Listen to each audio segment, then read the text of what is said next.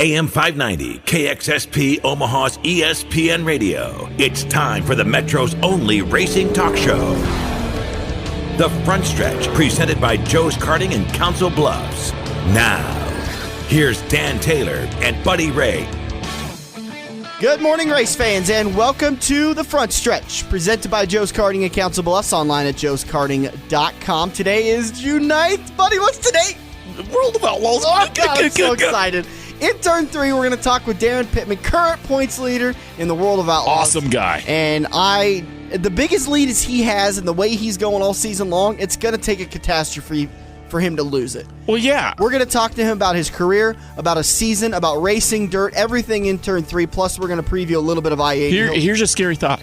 Season's not even half over. Not even half over.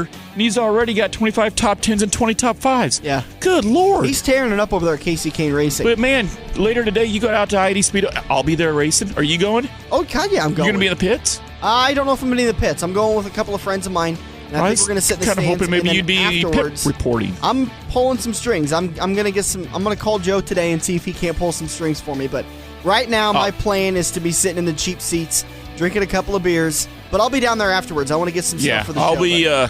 I'll be driving in the N-Section B-Mod portion of the sport class. I told Dad, I was like, well, it's $30 to sit in the stands. It's $30 to get in the pits. I'll go sit in the pits, make one lap on the card, put it on the trailer, and I'll watch the races. And pay for it with your tow money. I'm telling you. Turn 2, we're going to talk about the Penske penalties. It's happened again. No, we're not back at Texas. The 2 team has been found in violation one more time. We'll elaborate and expand in Turn 2. Turn 4, we're going to wrap it all up, and we'll talk about Pocono coming up. It's going to be a beautiful day today because I get a feeling says the broadcast's going to come up a notch, but it's just me. We'll talk about that in a little bit. First, before we get to all of that, there's a good race at Dover we had for the FedEx 400 benefiting autism awareness. And a lot of stuff. There was a lot of mixing and matching throughout the entire day. It was 2 tire changes. It was 4 tire changes. It was risking this. It was putting it too low. It was going a little too high. One question. It was a good race. I was really happy with it. What was going on with Jimmy Johnson? Because I was working on the modified. We'll get to that. We'll get to Jimmy's mistake in just a second. Well, yeah, because have you watched it? No, I didn't watch it, but I listened to part of it on the radio. We were working on the modified, and all I hear is Jimmy Johnson's down a lap. And I'm like, what? Yeah. So Rachel goes, honey, dinner's ready. So we go in, we eat dinner, we come out, and all of a sudden Jimmy Johnson's battling for the lead. I was like, now wait a second. Oh, yeah. I'm like, what That's what you're talking about. Yeah. Well, he had an issue later in the race. Oh. They completely missed the setup. Well, I shouldn't say that. It's not that they completely missed the setup. They went out early in the qualifying, and the track was pretty slick, and he got a little loose coming out of 4, had to lift. So he qualified, I believe, 24th. Spent the first good portion of the race in the back of the pack, running about 20th. Not a very good car. Not Jimmy Johnson-like. And just like he did, stays calm, and him and Chad Knaus go to work. As soon as I actually gave them a lot of credit for this strategy, because when you get 4 fresh tires on a green flag run, you're running a second to a second and a half faster than the leader. So as soon as he went a lap down, he came into the pits, got 4 fresh, did his green flag stop, came back out, ended up getting his lap back on the exchange. Oh. And then everyone else came in and did their pits. He was back on the lead lap. They'd made changes. He starts to drive his way through the field. And he had the best car. Hands down. I don't care who won the race. I don't care who would have won the race. Juan Pablo Montoya, Kurt Busch, Tony Stewart, Casey Kane, Matt Kenseth, Martin Truex. None of them had anything for Jimmy Johnson that day. He was just as what I said he was going to be, a man on a tear. He was mad that he wrecked last weekend and that it was his fault that he wrecked because he just plain lost it at Charlotte, and he was on the move. Later in the race, he was a man on the move just a little bit too early. Final green flags or final caution, and we're ready to restart. I believe Johnson got 4. He was the first car out with 4, while Pablo Montoya got 2. That was his strategy. He shoots his way up through the field. He starts on the pole. He restarts first, and Johnson restarts second. And we've had this issue before. There are 2 lines painted on a wall and on the track. There is the beginning of the restart box, and there is the end of the restart box. Johnson went early, and I think it's pretty clear to me, at least, that Montoya baited him pretty heavily. Because he did it just like Stewart did to Edwards back at Richmond last year. When Edwards took off and Stewart didn't go anywhere. Made it look like Edwards jumped the start even worse, and guess what happened? He got called for it. Black flagged. And Johnson comes on the radio and says, NASCAR, and you could, I mean, man, the guy was heartbroken. Because you'd have done it. In fact, I think I saw you jump a restart Friday night at Denison. Never. Which they do in dirt track. They throw the caution. Oh, yeah. And I heard him come over the radio and say, make sure that 25 doesn't jump it this time. And I think you jumped it the second time, but they were tired of yelling at you at that point. But, it happens. He was trying to get the better of Juan Pablo Montoya. He would have regardless. He could have started a second behind Juan Pablo Montoya, and he'd have had him in no time with 4 fresh, because that's just how fast they were. Instead, he has to come through and do a pass-through penalty. Montoya gets the lead, and man, that was a great last 10 laps. I mean, that was just hands down some of the best 2 laps of racing I've seen in a long time. And I'm talking in a couple of races at least. Las Vegas Auto Club, when we watched Logano and Hamlin go at it. Man. Lap after lap. That was fantastic. But you would watch Tony, and he would move up a little bit into the middle of the groove. Whoa. And Tony Stewart was there? Yeah, there was a guy who drives a 14 car, not in 20th. He was. Or are we talking about the 14th position or the running for the lead? Yeah, he was in second place. So wow. He would go for the middle, and he would start to gain on Montoya, so Montoya would move up a little bit. So Stewart would move up a little bit more, and he'd find some room, and he'd start moving up a little, and he'd start gaining a little bit. Finally, with 2 to go, he's able to get around Juan Pablo Montoya, gets his first win of the season, and it's a huge win.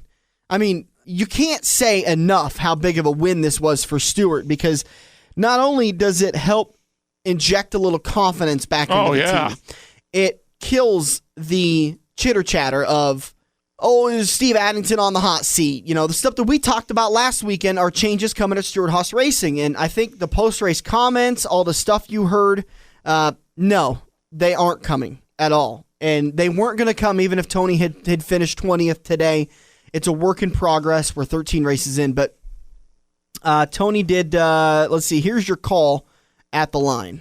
1 lap to go in a thriller at Dover, Delaware. And don't look now, that 18 car slipping in the picture, trying to get around Jeff Gordon if he's not careful. Tony Stewart will come up on Timmy Hill in the back straightaway, looking for his 48th career win. Hill stays high, and the driver who started the weekend saying, "This is our worst track," is going to victory lane in Dover. Tony Stewart wins the FedEx 400, benefiting Autism Speak.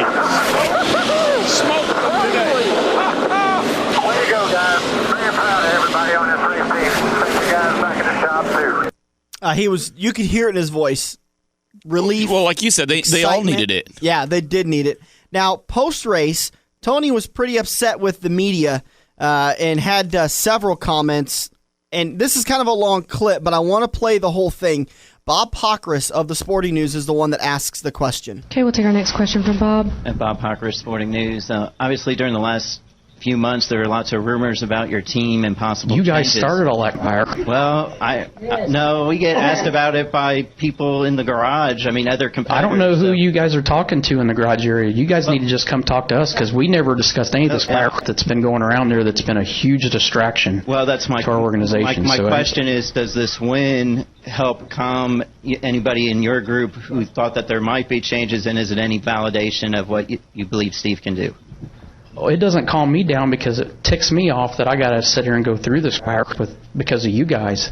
I mean, if you're going to put something in there that there's going to possibility of somebody moving around, you might want to talk to the guys that write the checks, the guys that work there, and find out the facts before you guys go throwing darts on the dartboard. I'll be honest, it ticked me off because it was a big distraction to my team, my organization. It kept us from doing our job because people are hearing rumors and reading what you guys write, which was totally inaccurate and unprofessional, in my opinion.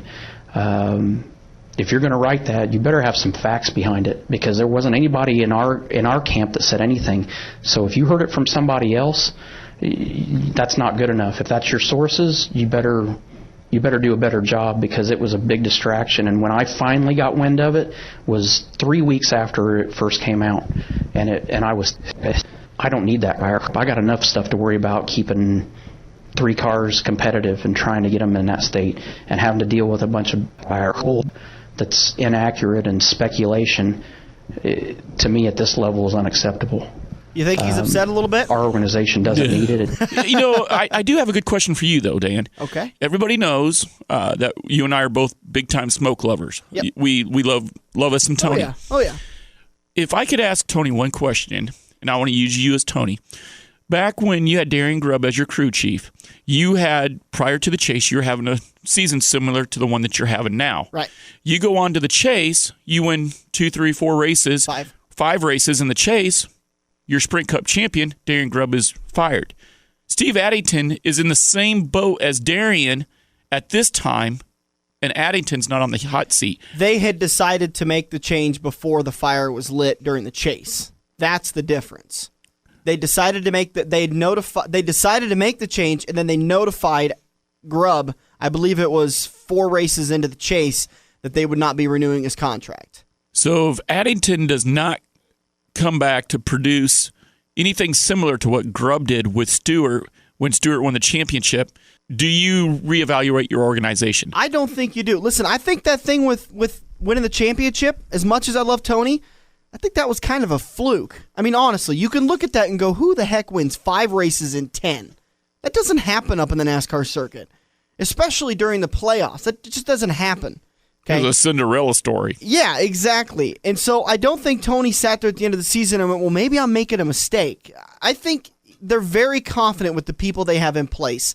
It's 13 races in, and Greg Zipadelli said it best. We didn't underestimate adding a third team. We underestimated adding a third team and adding the Gen 6 car.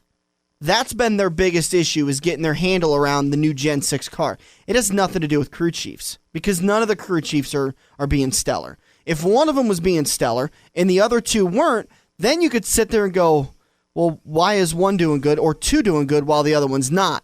Then you could kind of make a case, but all of them are struggling. The entire organization is struggling, and it's starting at the shop, not at the racetrack. Well, now you and I talked about this prior to the show today.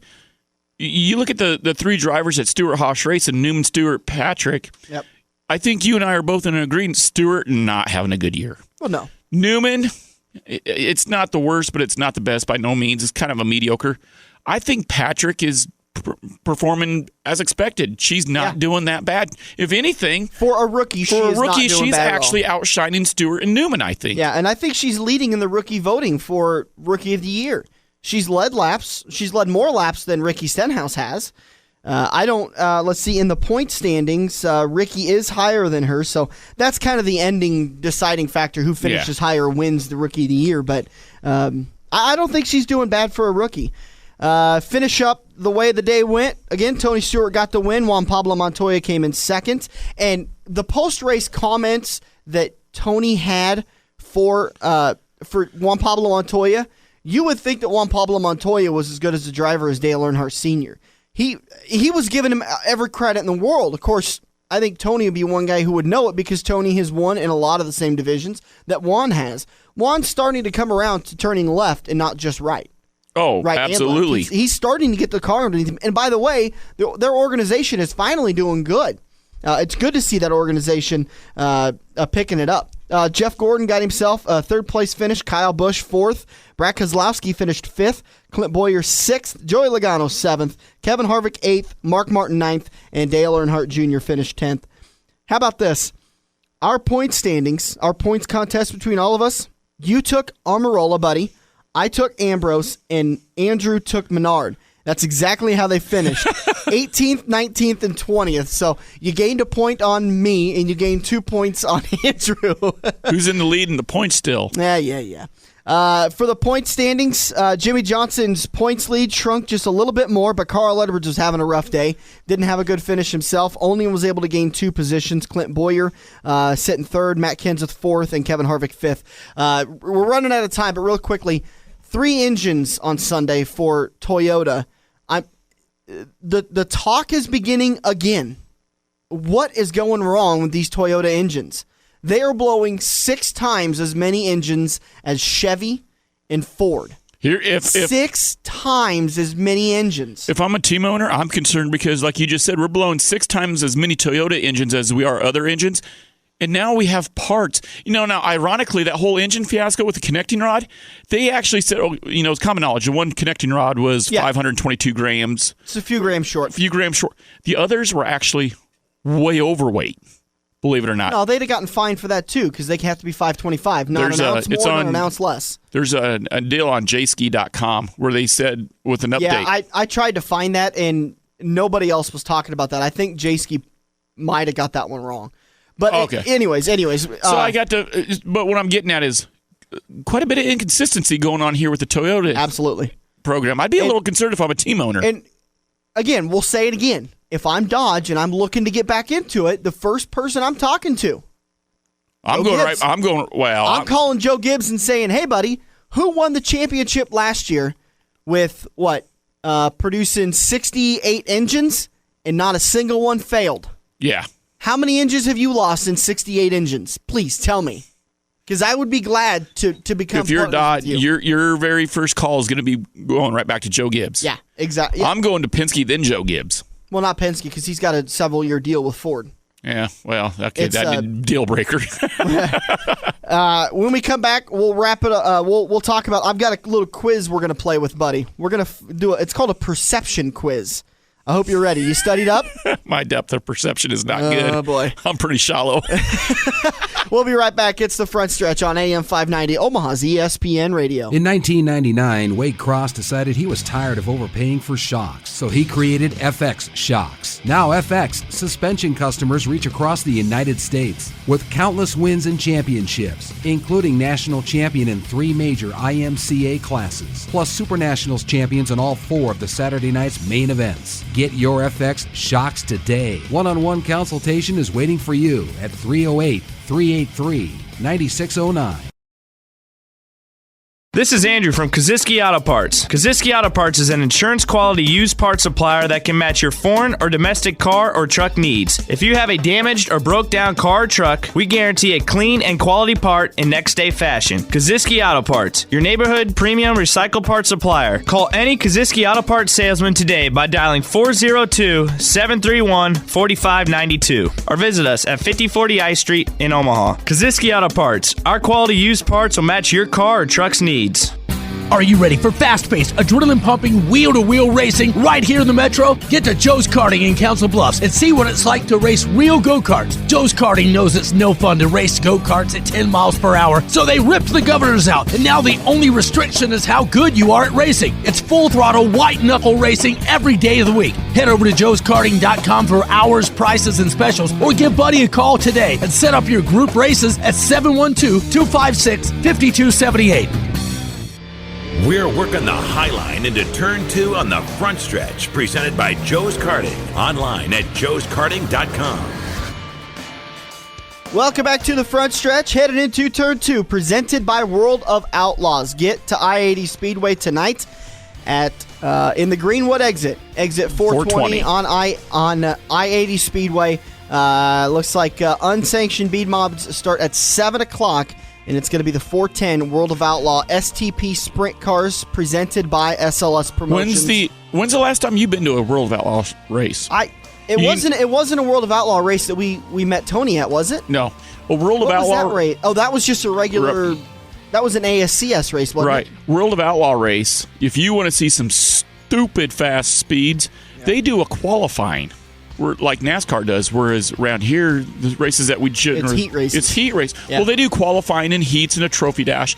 But, man, can you imagine seeing 50 or 60 cars out there one at a time just laying it on the line as fast as they can get around that track? That's going to be pretty sweet. And it's all going to go down tonight at 7 o'clock at I-80 Speedway. I-80speedway.com, slspromotions.com, or you can pick up your tickets. I believe there's still some available at qualifying Napa Auto Parts stores. You can pick them up for $5 less. But you can also get them at the gate. The tickets are $5. They're $5 off coupons that you take to the gate. Pick them up. Okay. Yep, and I do know the Napa on Broadway in Council Bluffs is open on Sundays. Hint, hint. Really quickly, penalties for the 2 team. Brad Keselowski's car was found to be too low after Sunday's race at Dover International Raceway. The car was then confiscated by NASCAR and taken back to have further testing done. After they discovered that they had violated it, as a result of the violations, crew chief Paul Wolf has been fined $25,000 and will remain on NASCAR probation until December 31st. Remember, he's already on NASCAR probation for the violations at Texas. Wait a second, he's already on probation, and they just extended it to December 31st then? They didn't extend anything. They just reiterated that he will remain on NASCAR probation until December 31st. Oh, okay. The team has been docked 6 championship driver points via Brad Keselowski and 6 championship owner points via Roger Penske. Now, the question of the week, and ever since about an hour after the news got out that he had failed, was what's going to happen with Paul Wolf? Typically, if you're a crew chief or you're a driver that's already on probation and you have issues, NASCAR drops the hammer. They didn't feel like this was a gray area or a cheating issue. This was a parts failure. The same thing that happened to, it's not the same thing, but it's the same type of thing that happened to Martin Truex Jr. a couple of weeks ago. I believe that was at Kansas when his car was too low as a result from a failed shock. They don't view that as cheating, but you're still not within the rule book. So they fined him, they docked him points, and they're going to call it good. If this would have been like one of those gray areas, one of those cheating incidences, I think you'd have definitely seen a long suspension for Paul Wolf. I would agree with that. As it stands, let's see, where is old Brad K at here in the point standings? Down around the 7th or 8th, isn't he? He's going to drop to, looks like 10th in the points. He is 8th. He's going to drop to 10th because of that, so. Ooh, that could almost put him on the hot seat there for the chase. And he doesn't have a win on the season. Mm-mm. So, and that's something else we didn't talk about in last turn. With that win, Tony Stewart, right now, as of right now, is in the chase. But it's early. We've still got a lot of racing left to do. There's still several drivers that could get into the chase. With that win, Tony would qualify for the chase. The other driver that would get in would be Jeff Gordon. Even though he doesn't have a win, he is the next highest points as of right now. So Jeff Gordon would enter into 12th place. You ready to take a little quiz? I'm going to fail this. I got a quiz for you that's just going to be good. I need you to answer me within 1 second. Okay? I don't want you to think about it. I don't want you to analyze it. I want you to give me your immediate reaction to this question. Are you ready? Yep. Which organization is performing better, Hendrick or Gibbs? Gibbs. Gibbs? I've got a couple of numbers for you. Which organization is leading the most laps with their drivers? Hendrick or Gibbs? Oh, Gibbs. Gibbs. Can you give me a rough estimate? Number of laps? Yeah, give me a rough, do you think, is it close between the two? I would say Gibbs has got to be leading probably 15% more than Hendricks. How about 50% more? Yeah, Joe Gibbs Racing has almost doubled in laps led. Now, they've only got 3 drivers, and this does include if Mark Martin or Brian Vickers had led any laps, which they didn't for the 11 car. It's all been Matt Kenseth, Kyle Busch, and Denny Hamlin. Now, between the two organizations and their 7 drivers, which organization has the driver leading the most laps? I would have to say Gibbs. It's Gibbs. And who do you think it would be? Honestly, it's got to be either Kenseth or Busch. Exactly. It's I Busch. would take 900 of the 1,900 laps are Busch. Wow. Which organization has the second most laps? Hendricks. Nope. Gibbs. It's Kenseth with 500 and some. Really? Then here comes Johnson with 400 and some. Then comes Kane. Joe Gibbs Racing is on fire.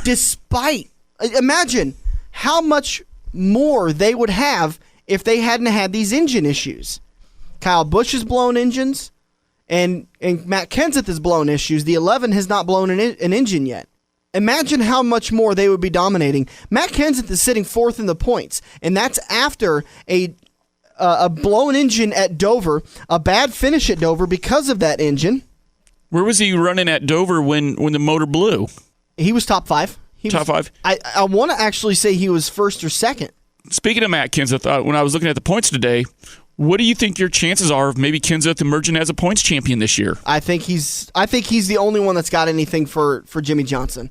I don't think he's going to catch him in the regular season, but I think once the points get reset, this giant lead that Jimmy has, and it dwindles, will go away. Jimmy's going to be sweating bullets. I think so, exactly. I think Matt Kenseth, and listen, the factor is can those Toyota engines stay together? If you lose a championship because of motor issues keep blowing, are you definitely questioning Toyota going, I don't know if I really want to stay with you? Yes.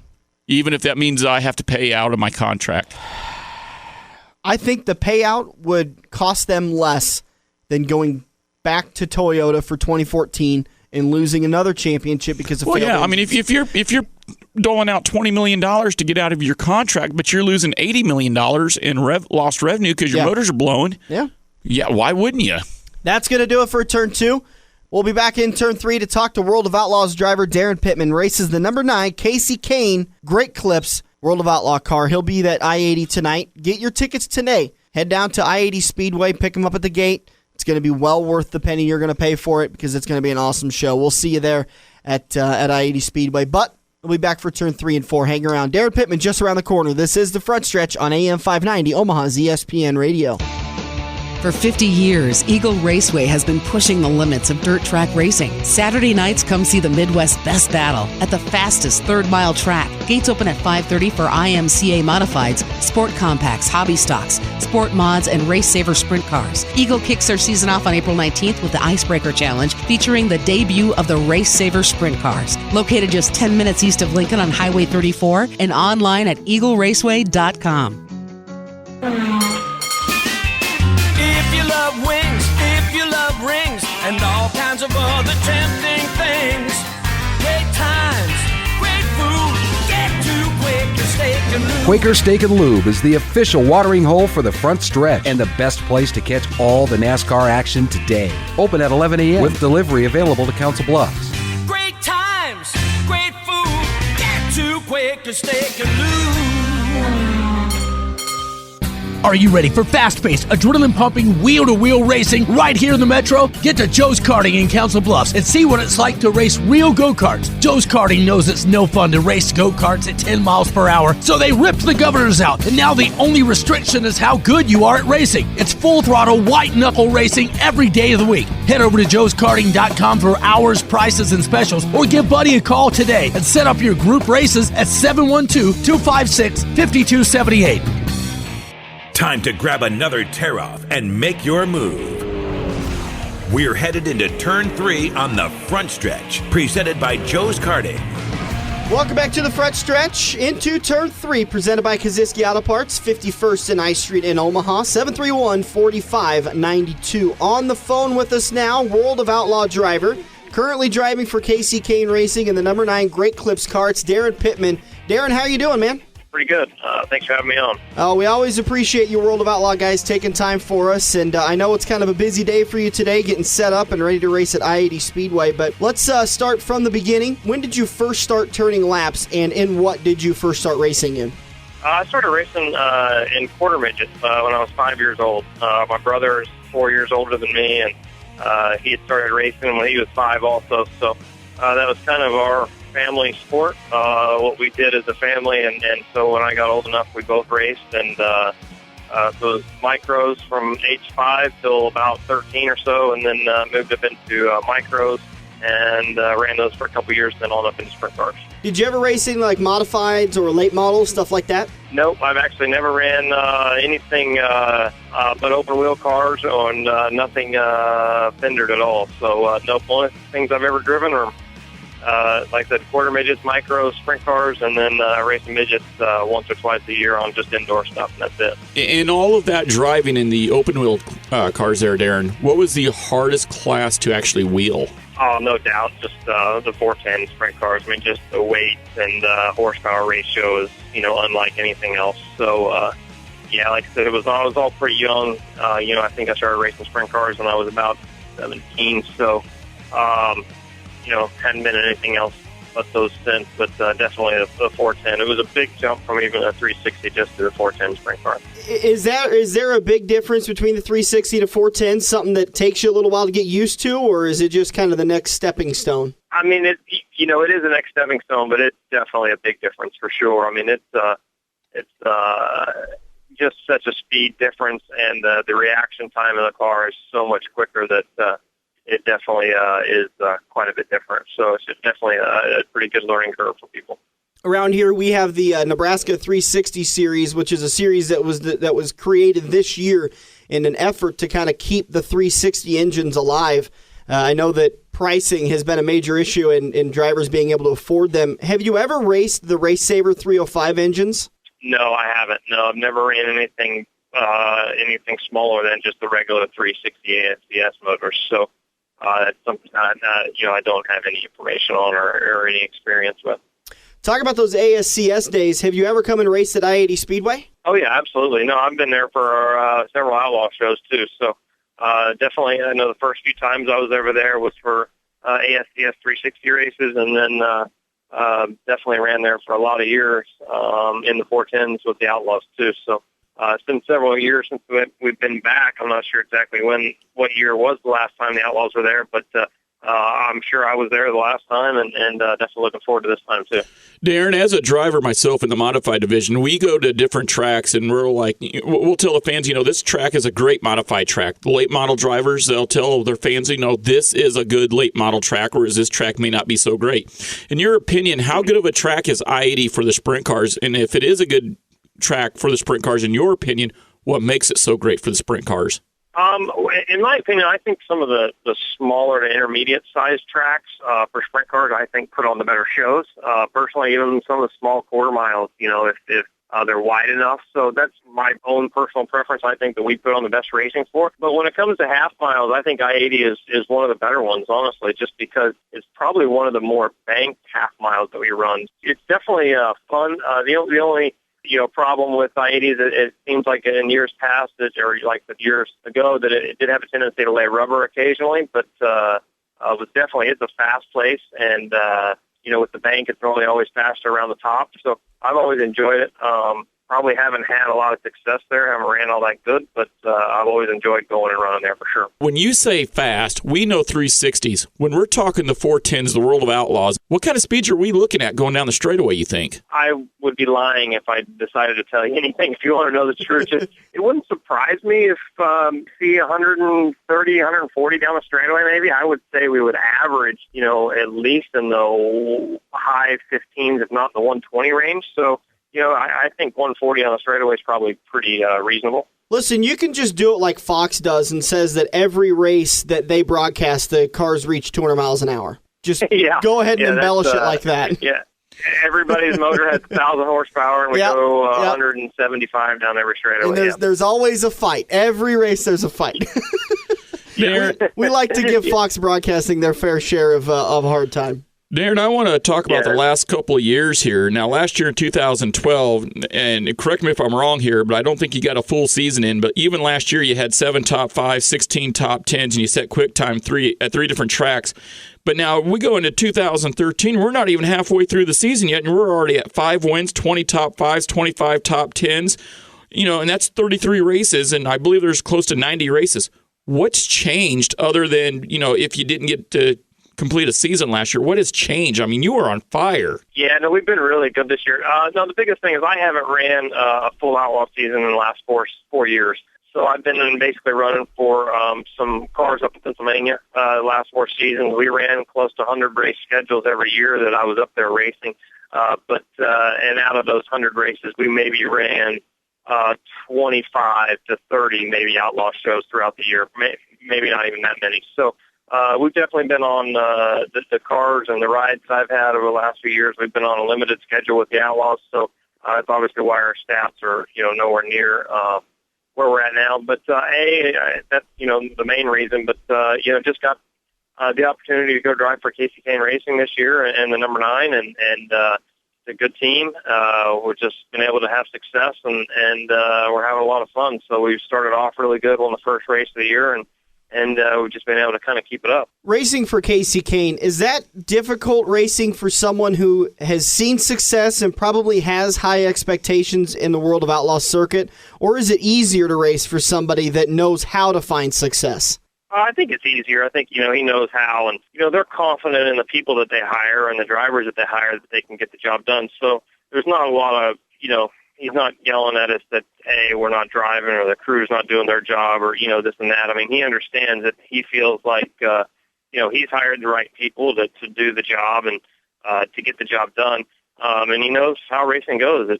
Sometimes we've been lucky to kind of hit on some stuff early in the season and be really good, but I think he was also can be patient enough to understand that it takes a little while to get things going. I mean, he's been there and done it, so it's been a really good experience. And like I said, we're having a lot of fun running well, and we're just going to hopefully try to keep it up the whole season. Is he pretty involved with the race team? Do you have the ability to go to him and say, I'm having trouble with this? Is he a good wealth of knowledge? Oh, absolutely. I mean, he's definitely, he's got knowledge, but he's definitely hands-on.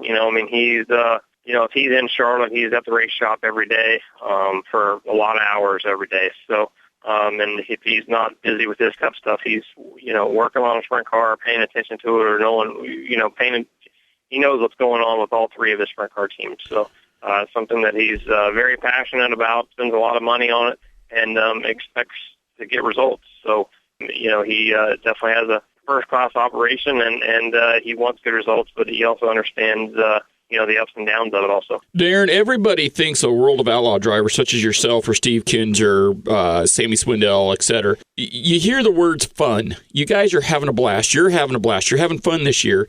And the kids and the fans that come out and see you to get autographs, they're thinking you have a glamorous lifestyle. But, let's set the record straight. When you're driving, 100 nights a year, there's got to be a lot of hard work behind that.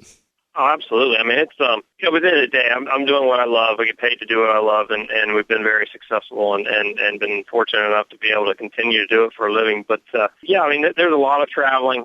We're home very little. It's a lifestyle that, we enjoy it, but it's not for everybody, for sure. Everybody looks at it from afar and says, oh, I'd love to do it.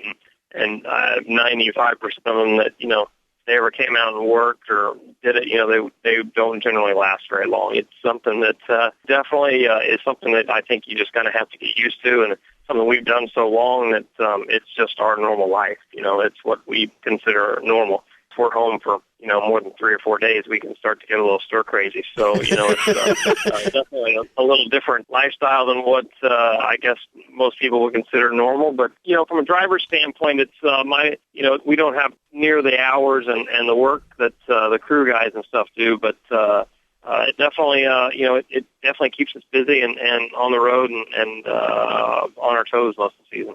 Being home for a couple of days in a row, do you start to get worried that maybe the wife's going to kick you out? No, they go with me, so that's the best part about it is, we have a motor home, and so, I wouldn't do it any other way unless they could go with me. So, she's able to travel, and our daughter goes with us too. So, we definitely, it's a family thing that we do together. How do you balance being a race car driver and trying to accelerate your career, no pun intended, with trying to be a husband and raise a young daughter? It's, no different, I think, than anything. You just have to find a balance and keep your priorities right. And, as far as where you need to be and what you need to be doing with your time, So, luckily my daughter, she's always liked going there. We've taken her to the races since she was a baby, and she doesn't know any different. She enjoys it, and she probably thinks this is what every family does, throughout the summer. But, it's just something that she's used to. And she, when we're home for a couple of days, she's like, hey, when are we going in the motorhome to some races? So, she's ready to go also. So, like I said, it's, she definitely keeps some different hours than most 4-year-olds. She goes to bed at 11 or midnight every night and sleeps till, 9:30 or 10. But, it's definitely a little bit of a change than what most kids are doing at that age. But like I said, it's all she knows, and we do it as a family, and we have fun. Is she going to be the next Danica Patrick and Jennifer Jo Cobb? Gosh, I hope not. No, but I don't know. Really? It's one of those things. I love it as for me and for my, for my career, but I kind of hope she does something different. Something a little less stressful on Dad, huh? Yeah, maybe a little less expensive for the parents, and a little safer at that too. So, I think was as good as racing has been to me and everything. I still there's no way I'd ever be away from it, but can always hope that she decides to do something else. Darren, Dan's asking that question. I'm thinking, what, being being Danica Patrick, you're going to wreck your boyfriend. If you're Jennifer Jo Cobb, you got your cars being stolen. So, I mean, it's keeping you busy. Dan had mentioned, accelerating your career and whatnot.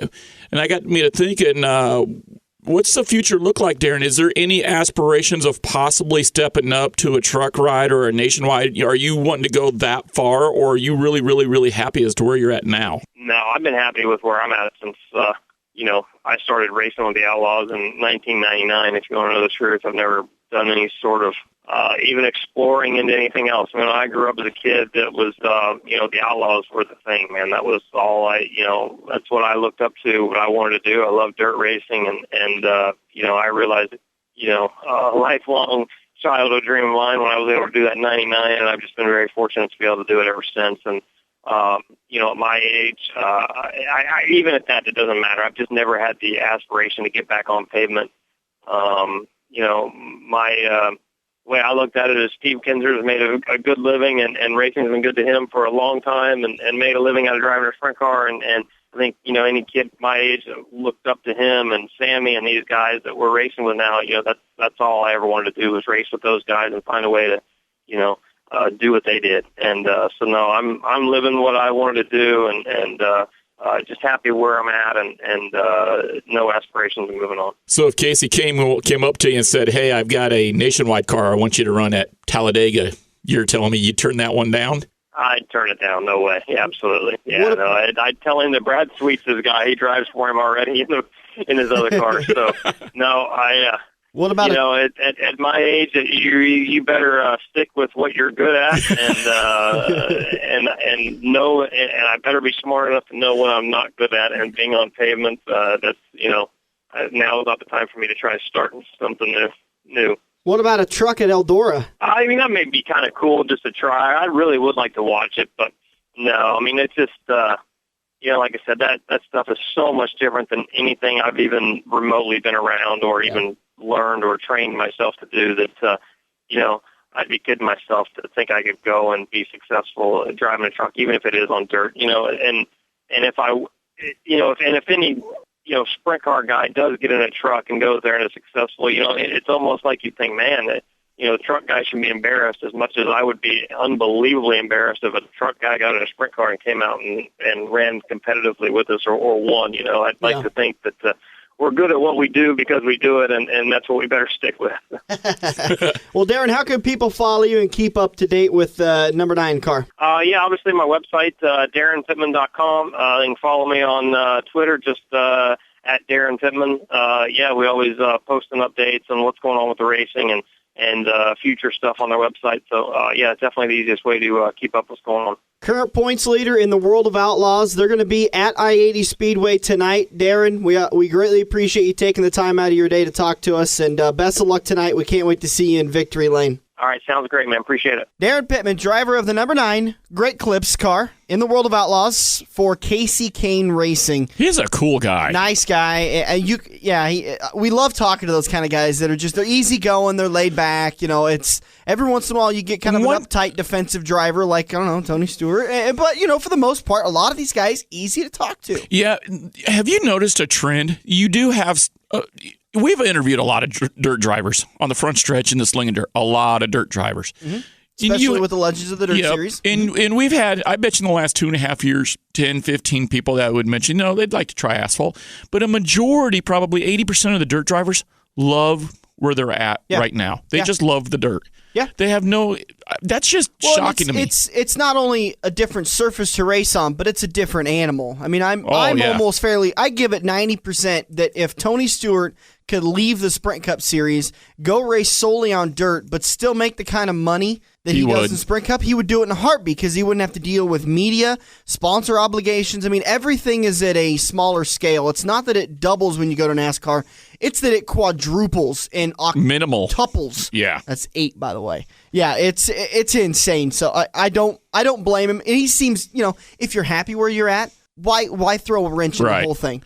Darren Pittman tonight at I-80 Speedway. Can't wait. I'm so excited about this. Man, 140 mile an hour on the front straightaway. I know. We'll be right back to wrap it all up. It's the Front Stretch on AM 590, Omaha's ESPN Radio. This week's Legend of Tomorrow on the Front Stretch is Jake Hobscheit. Jake got his start in dirt racing watching his father Jason race late models at I-80 Speedway. In 2007, Jake got his start in racing when his dad took him to Little Sunset and sat him down in a cage kart. In his very first feature event, Jake finished third and was hooked from there. Since then, Jake has finished second in the points for the Junior 1 Cage Division. In 2010, Jake won the Nebraska State Champion race at the Lancaster County Fair and also won at the Potawatomi County Fair, finishing first in the Spring Points race. Jake racked up 11 straight feature wins and was just 1 point shy of taking the Junior 2 Cage Division. Last year, Jake moved into the 206 Animal Division and won 3A features, finishing third in the points. This year, Jake is focusing on his run at the title for the 206 karts while getting his feet wet in B-Mod. Keep an eye out tonight at I-80 Speedway for the number 01 B-Mod.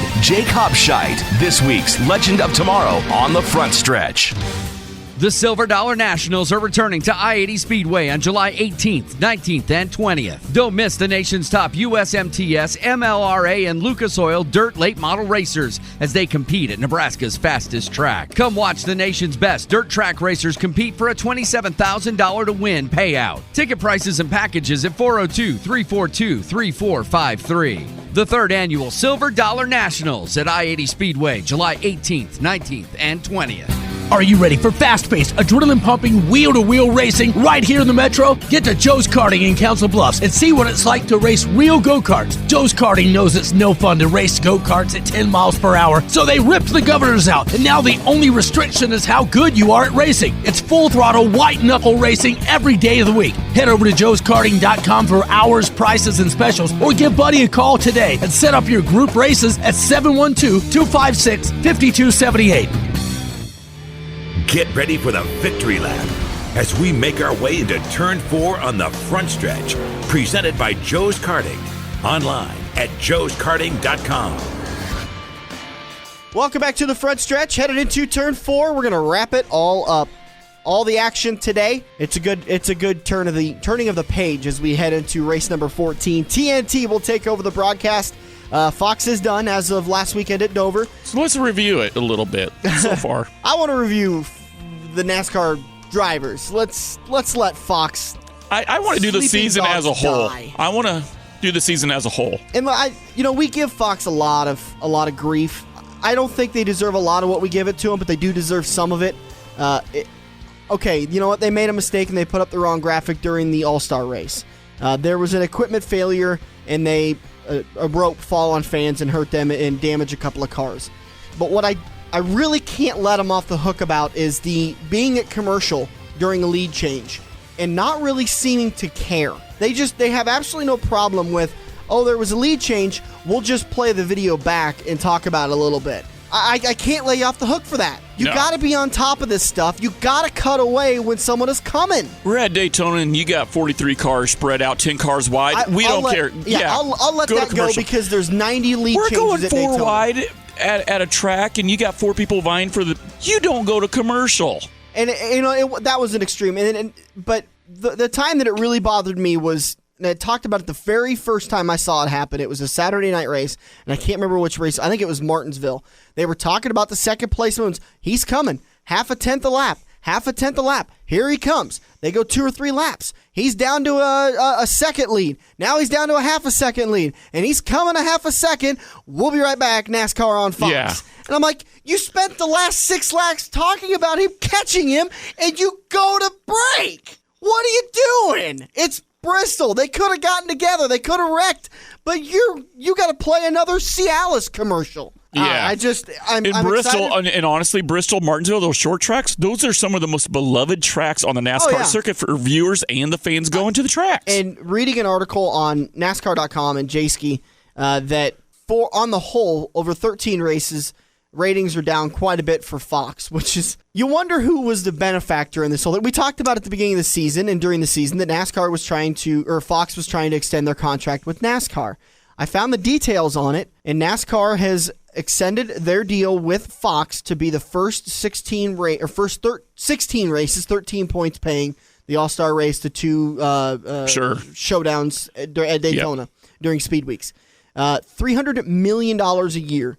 How much? Through 2022. $300 million a year for 16 races a year is how much Fox is paying for this contract. If my Council Tucky math serves me right, carry the 2 divided by this, do this. That's $18,750,000 a race. You dotted the I on that, right? Yes. Okay, cross the T? Cross the T, and I added one extra comma. Holy cow. $18 million a race.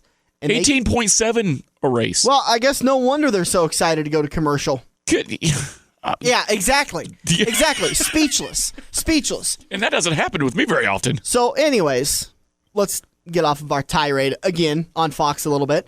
And the action will be on TNT today. Head down to Quaker Steak and Lube, the official watering hole of the front stretch in Council Bluffs, 23rd Avenue, next to AMC Theaters, next to Bass Pro Shop, right across the street from Joe's Karting. Get to Quaker Steak and Lube. It's going to be an absolutely beautiful day. They'll have the race on in the Brickyard, and you can get yourself one of them Texas cheeseburgers. Oh, my God. With the boom boom sauce. Oh, my God. It's absolutely heaven. They've got several new menu items. I believe it's 12 to 15 new menu items, along with their great regular items, which is your burgers. They've got some of the best burgers in town. You know what? For what you get, it's not real expensive either, really. It's not. It's good food, good value, good times, great staff. Great. Now friendly I'm wanting to go staff. there for breakfast. Breakfast, wow. Quaker Steak and Lube in Council Bluffs, the official watering hole. Ooh, oh. Boom boom pancakes. Oh, now I got to call Chris. I got an idea. We got ideas up in this house. All right. Since we've moved from one carrier to the next carrier, Fox to TNT, I want to talk about the first 13 races, but give me your overall perception of the first 13 races for the Gen 6. Gen 6, back when Andrew was with us, we all agreed that you had to give the Gen 6 time to evolve. We all agreed about 10, 15 races. 10, 15 races, and we're getting there now. It seems like a lot of the teams that didn't like it are now coming around to the car. I mean, we've heard Reed Sorensen, I believe, or was Josh Wise on the front stretch when we interviewed him. Mm-hmm. He loves the Gen 6 car. Yeah. He absolutely loves it. Now, that's nationwide. But some of the races have been boring. For the most part, I think there's been quite a bit of action this year, starting with the big wreck at the nationwide race at Daytona. But keep in mind, Nationwide does not run the Gen 6. So No, they run the Gen 5, I believe. Right, they're still running. They're still running their version of the Gen 5. But I'm just talking overall action in NASCAR. It's been a really good year. The number one thing that I think is ironic is look at Matt Kenseth. Two drivers, Matt Kenseth, blowing up motors and still sitting fourth in points. If I'm Joe Gibbs, I'm a little ticked off. The other driver that and you've seen this, I've become a fan of his, Eric Amarola. Yeah. Where'd you come from, Eric? There's a couple of drivers that are doing much better this year than they did last year. You wonder if it's the Gen 6 or if it's them finally getting a handle on research and development and getting the good equipment in there. Look at Tony Stewart. They've openly come out and said they just cannot get their minds wrapped around the Gen 6. Tony's having a tough time with it. Ryan Newman's having a tough time with it. The engineering shop is having a tough time with it. Yeah, give me a grade. Give me a grade. A, B, C, D, F for the Gen 6. Right now, B+. I'm right there with you. I think B+. I think there's room to go. And I listened to some interviews with Robin Pemberton a couple of weeks ago. They don't have any major changes planned for the Gen 6. There may be a couple of changes here and there that they're going to tweak on them a little bit. But for the most part, I think everyone's pretty happy with the Gen 6. They're going to give it another probably 10 or 15 races because a lot of these tracks we're still going to for the first time. Kansas, Texas, Martinsville, Auto Club, Bristol, Vegas, Darlington. We've gone to them for the first time. Now we're going to start cycling back around. We're going to go to Daytona again. We're going to go to Pocono. We're going to go to... what they've learned at the first race, they'll apply it to the second race, and I bet you those races will be a lot better. Danica Patrick, how good do you think she's doing so far? I think she's doing well for a rookie. I think she's doing very well for a rookie. She's not living up to expectations, but I think that was because... hang on. I think that was because people had a little bit too much of expectations for her because of the media hype. But I think she's doing very well for a rookie. Do you see her doing 50%, 75% better next year? Yeah, I do. And I actually think she's going to come on at the end of the season when she comes back to Martinsville, which she did well at, Talladega, which she did good at, Charlotte, which she did pretty good at, Kansas, which she did good at. I think she'll come back when we go into the chase. You'll start to see her in the top 15 rather than the top 25. Big question. 2014, do you see Danica being a serious threat for the chase? No. No. Not yet. 2015 maybe. 15, 16 maybe, but it's going to take her a little time to progress like that. What about organizationally? We talked about Joe Gibbs Racing and Hendrick being the top dogs. Roush Fenway Racing, what grade do you give Roush Fenway Racing? Right now, B flat. I mean, not a B minus, not a B plus, B. I think you're being a little generous. I think losing Matt Kenseth has hurt that organization. And they kind of talked about Sunday on the broadcast on Fox. I think it hurt their organization. But who's sitting second in points? Carl Edwards. Yeah, but give me a memorable race that Carl Edwards had this year. Yeah. I see where you're going with this. Okay, that's where I'm going with it, is that Roush Fenway Racing is doing the same thing they're doing last year, which was they're all disappearing. Carl Edwards, Greg Biffle, they're kind of disappearing into the fray of other drivers that are coming up. I think Roush Fenway Racing has really got to start looking at what they're doing. So where would you go? I'm at a B. Where are you at? C. I'm at Michael C. Waltrip Racing. I'm giving them a B+. Okay, I'm right there with you. B+. Because I think they're doing very well, and I think they're on the uptick. I think that's where we stand. 13 races in. It's going to be a good next 13 races. The race for the Chase is just around the corner. The 10 races before the Chase for the Sprint Cup Series. Before you know it, we're going to be at Homestead crowning a champion, and we'll be crying because we'll be out of a season. I do want to take a couple of seconds this year. This shows you how old I am, folks. 20th year high school reunion. Nebraska City. Did you get your new cane from AARP, by the way? I saw that came in the mail. No, yours did? Oh, yeah. Yours did. Mine should be here this week. Okay. No, I wanted to say thank you. At our high school reunion, we're talking about, what we're all doing nowadays. We have quite a few fans and listeners in Nebraska City. Kyle Lee, Derek Teton. Great to have you guys along board. They listen every weekend. I was kind of nervous talking in front of the crowd, and Derek's like, how can you be so nervous talking to the crowd? You sound great on the radio. It's a little different, though. It's a little different, yeah. This is a one-on-one conversation that people hear in on. Yep. So it was a lot of fun. I just want to say thanks, guys, for listening to the show. So I wanted to make sure I mentioned that. And thank you to all of you for staying tuned and listening to us. We always do appreciate it. World of Outlaws tonight. Get to Quaker Steak and Lube this afternoon for Pocono, as TNT will pick up the broadcast. Texas cheeseburgers with boom boom sauce. We hope to see you there. We hope to see you at I-80 Speedway. Exit 420, the Greenwood exit on Take it right. I-80. You can't miss it. You can't miss it. World of Outlaws will be there. There'll be a massive whirl of dust, and you may even hear me giggling over the roar of the engines. Yeah. It's been the Front Stretch. We appreciate you sticking around on AM 590 Omaha's ESPN Radio. The World of Outlaws STP Sprint Car Series is coming. See all the big boys, like 5-time champ Donnie Schatz, Casey Kane Racing's Cody Dara, the King Steve Kinzer, Slammin' Sammy Swindell, and all the STP Sprint Car superstars battle it out. Don't miss the greatest show on dirt. The World of Outlaws STP Sprint Cars are coming to I-80 Speedway for the Napa Auto Parts Outlaw Showdown. Sunday, June 9th. Get $5 off when you purchase your general admission ticket at participating Napa Auto Parts stores or order online at slspromotions.com. I-80 Speedway, Greenwood. In 1999, Wade Cross decided he was tired of overpaying for shocks, so he created FX Shocks. Now FX suspension customers reach across the United States with countless wins and championships, including national champion in 3 major IMCA classes, plus Super Nationals champions in all 4 of the Saturday night's main events. Get your FX Shocks today. One-on-one consultation is waiting for you at 308-383-9609.